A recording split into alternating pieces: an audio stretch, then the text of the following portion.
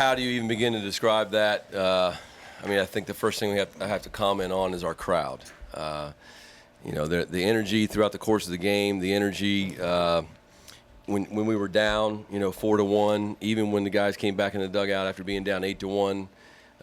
You know, normally your play has to inspire the crowd, and tonight the crowd inspired our players, and we're very thankful and hope to see them all again, plus all of their aunts, uncles, sisters, cousins, and significant others that can fill this ballpark even more. Any questions? Elliot, you had hardly played in region. Were you waiting for this kind of moment? Yeah, you know, Coach Schlossnagel always tells me to, you know, I'm a big role in this team, and like you said, it's hard to see when you're not playing as often, but, you know, I know that throughout the whole game I got to keep my mind right and just cheer on my teammates because I know they're doing their best, and I got to do my best and help them out. What was your plan in the 10th inning? Just to see something up and hit it the other way. You know, infield was in. You don't really need to try to do anything too much, and that's all I was really trying to do. What were your emotions like? I mean, everything, honestly. It was when I got the hit and I saw it go through, it was awesome, you know, just to see my teammates who battled out the whole game, and, you know, and I just try to contribute what I could. It was just a great feeling, and I was fired up. When it came off the bat, what did you think? I was just thinking it was a hard hit. I was just thinking, like, it's going through. You know, I wasn't thinking too much at the plate, really. Ryan, what has it been like to watch that game, waiting your turn, with those innings that they go by, and it's 8-1, it's 8-6, and all that? What's your emotions on the bench watching all this, and what's it like for everybody else on the bench? You know, it was really tough, but, you know, like we always say, there's no end in sight, and throughout the whole game, we just wanted to have more energy, and we had more energy than the whole game, and I think that was the difference right there. Ryan, what was it like being called on late in the game, coming in a situation where you got to hold it together right there to allow your teammates to come back and score? There's not a lot of arms left in that bullpen, and you stayed in there and then closed it out. What was that like for you? Yeah, it was pretty crazy. I mean, that sort of a game, we're down 8-1. I mean, we're just trying to string stuff together.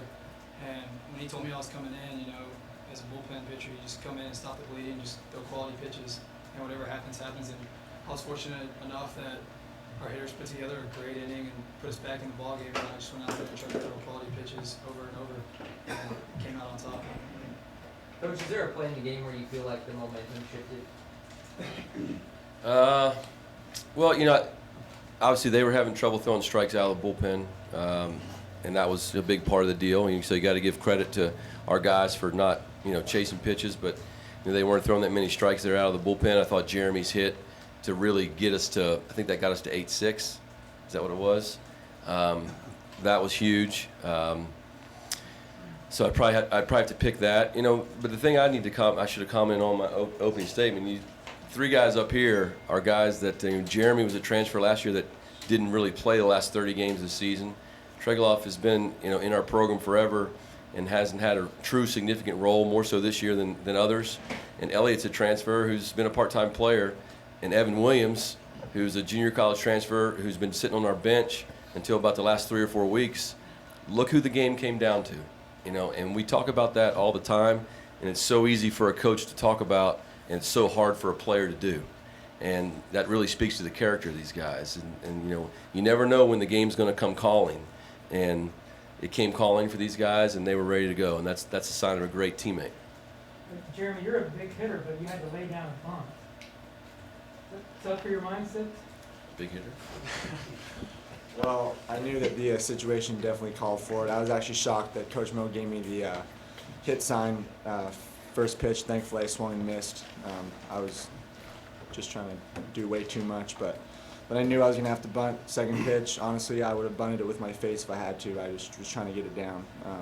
So I knew the situation called for it, so I just stuck my nose in there. What do you think when you got it done? Let's go, Elliott. Coach, pass ball has played a big role in this game on both sides. In fact, it looked like it might have slipped away there for you guys late, and then that became a big factor at the end. How much of the crowd played into that, do you believe? Yeah, well, I mean, I think we had pass balls on our end too. I mean, not pass balls, wild pitches more than anything. Riley and Preston Guillory, didn't have what their normal stuff tonight. But I think I don't know the makeup of NC State's team. But one thing we talked about going into the tournament was that there's some really good arms in that bullpen, but there's a lot of walks, and there's a significant number of wild pitches and hit batters, and so even low batting averages against them. So it may not get many hits, but you got to just hang in there and fight and see if they maybe give you something. And I know some things happened. We did have some good hits, but to come back from down 8-1, most teams aren't going to do it with hitting. Our team isn't. It's not going to be about hitting a homer. So it's going to have to be, some things that the other team screws up, sandwiched around a couple big hits. And that's what every big inning really is made up of at any level of baseball. Jim, was the comeback even more amazing considering you lost 2 runners at third. You guys struck out a lot going into the 8th inning. The top of the 8th was not great. Yeah. Looks like it's over. Yeah, certainly you're about as dead in the water as you can possibly be, being down 8-1 with 6 outs to go. But, the play, I thought it was a really tough one for Scout to be thrown out at third base because that ball was a sinking liner. He couldn't get too far, and the left fielder McLean, he made a really nice play and a really nice throw. And Juan Hanan never broke stride. Certainly, you don't want to make the first out at third base, but that's our offense. And like we've said all year, a lot of times, 8 out of 10, you're going to say, "Wow, that's awesome. That's their style, and they're aggressive and they're dirtbag." And those other 2 times, you hear the groans in the stands, and what the heck are they doing? But that's what we've been all year long, and it's not changing here towards the end. Coach, were you surprised when they took Gilbert out, considering how effective he's been both on Friday and then today? How much did that help? He didn't pitch against on Friday. Number 51 didn't pitch on Friday. Orwig did. Yeah, but the little lefty, number 51, with the real good breaking ball. Yes, I was glad when he came out because I thought that he was. And I was concerned about that when I wrote the lineup out today because we ended up stacking all those lefties in the middle, and I was hoping that we were just going to play offense well enough to get a lead before that guy came in, and unfortunately we were down. But he knows his team, and I don't know if Gilbert pitched in the tournament prior to now, but you have to ask Coach Elliott that question. I don't. Coach Avett. Josh, you've been in baseball for a long time. You've seen a lot of stuff. Have you ever seen anything like the entirety of that 8th inning, just how it went on both sides? Not really at the regional level. You see those things if you've been around long enough, you see them in the regular season, and big comebacks and that kind of thing. But normally when you're playing in a regional final, there's dudes coming out of the bullpen that are throwing strikes, and the other team's just not going to give it to you. But sometimes, and I'm not saying they completely did, but there was a lot of things that were handed to us throughout the course of those innings. Can you talk about your reasons and your emotions when you went out there to pull Riley? Really, really hard for me to do that. Really hard. I went back and forth on it because I didn't want his last appearance to be something like that, and thankfully it's not going to be that. But I have, he's saved us however many times, the school record times. He's the best that's ever stepped on this campus, best pitcher that's ever stepped on this campus in that role. And but nobody's perfect, and everybody goes through slumps. And so I thought he was great the other night. Shepard just ran into a ball. And whenever we play again, if the game's on the line, you can bet Riley Farrell's going to be pitching. Brian, I saw you nodding. What does Riley mean to you guys in the bullpen? Riley's actually one of my roommates, so I know him pretty well. And having him in the back end of the bullpen, it's just like whenever Riley comes in, we know he's just going to pound strikes. And he's done it for 3 years. So having a guy like Riley, it's tremendous. It's a huge advantage, especially knowing that he's going to come in and throw strikes, and that we have a really good chance to put the game away. Is it tough to see him struggle for you? Yeah, it is, because he's always so dominating, like Coach Law said. But luckily tonight we were able to pick him up and win a ball game. Josh, you win this game obviously, but there are a lot of things you need to address and you don't want to address. What's going to be your message to your team as you get ready for A&M? Because obviously they're going to come in here pretty good too. There's not a whole lot. We had our practice time since going 0-2 in the conference tournament, so there's not a whole lot.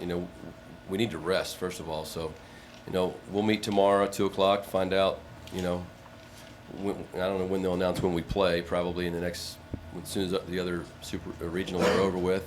And we'll get a plan together and try and get these guys in routine. But, there's no drill that's going to magically fix, anything. We're 47-12, so we just won a regional, and we're getting ready to host a super regional. So, we just got to take care of their bodies and be ready to play Friday or Saturday.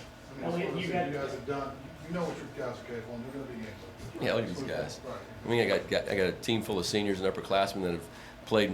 They've played in regionals on the road. They've played in super regionals on the road. They've played in regionals at home, super regionals at home. They've played in the College World Series. They've had a bad season. I mean, they've been through it all. So, somebody asked me today about, your message to the team before the game. What in the world am I going to say to this group? I just stay out of their way. I mean, honestly, just try to encourage them and try not to be an idiot in the dugout. Elliot, you got the, left in your arm. How long has it gone? I felt great. To be honest, that last inning, that top of the 10th, I couldn't even feel my body. I was so jacked up. But, I could have kept going as long as we needed. Elliot, you got the Gatorade bath and the shaving cream in the face. What was that like? Did you, when you go do an interview like that, you've seen guys have that happen. Did you figure you were going to get the treatment? I actually wasn't expecting it, honestly, but it caught me off guard a little bit. But it's great. Nothing better to, help your teammates out. They've supported me all season long, and I support them too. And it's just a great team chemistry between all of us, and it's a blast playing here. I love it. Let's go 2 more questions. How many guys driving the winning runs still have the batting gloves on? I love Take it. 'em off. I love it. Elliot, what was the outfield scene like for you, the scene at first base and your teammates come to you? It was awesome. I mean, nothing else to describe it really. It's just a great feeling to see them all happy, especially after all the energy we had and the way we came back. It was just a great feeling. Who got to you first? What they said? Nothing really. I couldn't really think. I was just jumping around and having a good time. Thanks, guys.